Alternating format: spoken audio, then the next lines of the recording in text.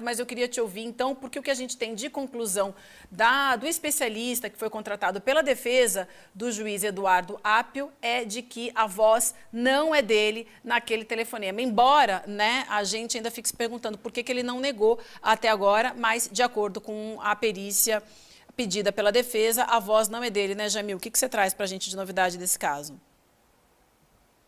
Prezada, bom dia para vocês, Edu, bom dia. Antes de mais nada, parabéns pelo livro. Tô louco para ler o livro, Edu. Tem o teu de presente separado aqui já.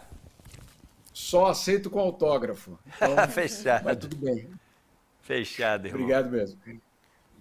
Olha, essa é uma história, é mais um capítulo de uma história muito complicada, mas ao mesmo tempo fundamental para a gente entender, ou pelo menos tentar entender o destino que vai ser dado para a Lava Jato, para aqueles que fizeram parte da Lava Jato, para, claro, toda uma história que mudou a história do Brasil. Então não é uma história marginal ou de alguma forma menor, porque ela pode definir justamente todo esse contexto que nos levou, obviamente, a essa situação hoje do Brasil. Então vamos deixar muito claro que nós estamos falando aí de algo muito fundamental para a história recente do Brasil. E o que aconteceu? O Eduardo Apio, o juiz que tinha sido afastado, então ele entra em contato, claro, com advogados para fazer a sua defesa. Esses advogados fazem o quê? Primeira questão, levam justamente o áudio para uma perícia. Pedem uma perícia justamente dos áudios que a Polícia Federal diz ser de Eduardo Apio. E a constatação desse estudo é de que não há como dizer que a voz nesse áudio seja de Eduardo Apio. Isso é, obviamente, uma reviravolta muito grande, se confirmado. Né? Se confirmado que essa perícia, de fato, concluiu nesse sentido, e se de fato houver uma constatação, uma reconfirmação de que essa perícia está correta, tem uma avalanche de perguntas pela frente. A primeira delas é uma liminar, que no caso é esse o ponto fundamental dos advogados de defesa do Apio, de justamente uma liminar pedindo que ele seja reintegrado, na verdade, que ele volte a assumir a 13ª Vara em Curitiba. Isso é o primeiro aspecto. Mas aí tem vários outros aspectos, Edu. O primeiro deles, quem é que forjou essa voz? Por que essa voz foi eventualmente forjada? A quem interessa você ter uma manipulação de um áudio de um juiz que faz parte, basicamente, de um aspecto tão central na vida política do Brasil? Todas essas questões vão ter de ser colocadas. Eu não estou dizendo aqui que eu confirmo que a perícia disse. Não é isso. Eu estou colocando as perguntas que terão de ser colocadas se a perícia for confirmada. Se essa perícia, que chegou a essa conclusão de que não há como constatar que a voz é do Apio, então as perguntas que se abrem após essa constatação, elas são de uma gravidade profunda, Edu. Não, isso que o Jamil está levantando, gente, por mais óbvio que pareça ser, é a coisa mais importante do planeta, porque é o seguinte, ou a voz é do Apio, ou a voz não é do Apio, não tem uma terceira opção. Né? É um pedaço do Apio, não tem, ou é do Apio ou não é do Apio. Se é do Apio, é uma coisa que é séria, mas a gente não sabe qual a implicação jurídica disso. Enfim, tem um monte de advogado, e mesmo entre os advogados bons, as teses são distintas. Olha, realmente é uma coisa inadequada, mas não é o suficiente para tirar ele, se fosse, tá? Ou se for, sei lá. Então, tem interpretações diversas. Agora, se não for do Apio, aí é o seguinte, aí não tem dúvida que quem fez cometeu um crime. Não tem dúvida que quem fez cometeu um crime.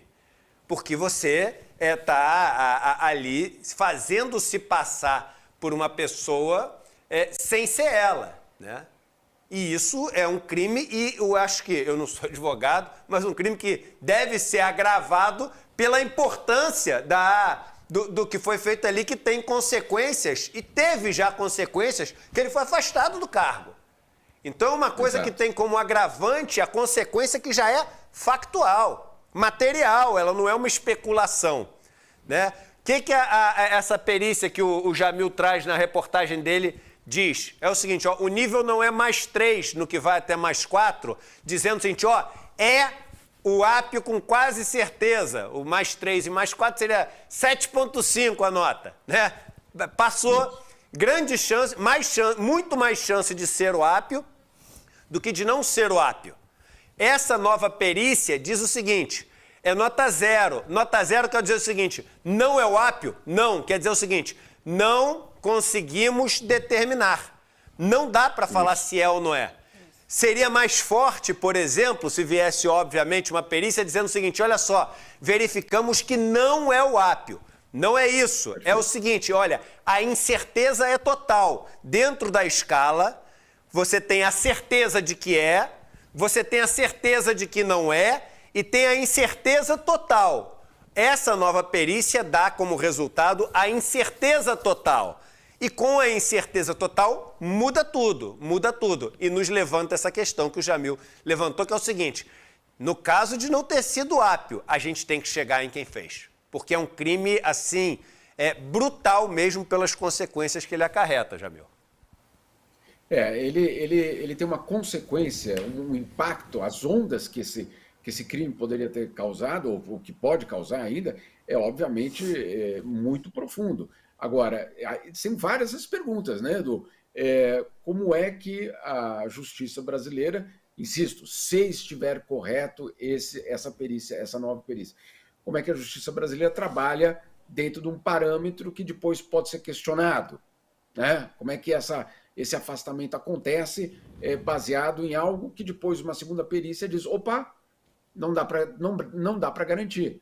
Né? Então, essa é uma pergunta que eu também me faço. Até que ponto esse sistema está bem montado ou não está montado de uma forma suficiente para garantir que as questões tecnológicas sejam atendidas. Porque cada vez mais vamos viver nesse mundo no qual inteligência artificial, deepfake, etc., vão dominar as nossas vidas. E aí eu me pergunto, até quando ou até que ponto a justiça está preparada para isso?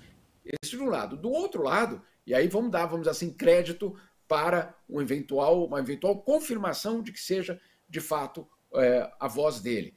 E aí sim, a pergunta, existe algum tipo de defesa ainda? Existe alguma possibilidade de ele ser punido, mas ser mantido no cargo?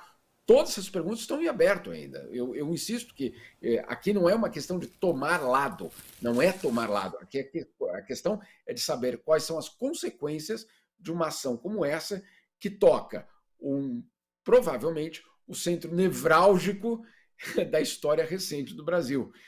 A gente sabe como isso tudo teve um impacto profundo.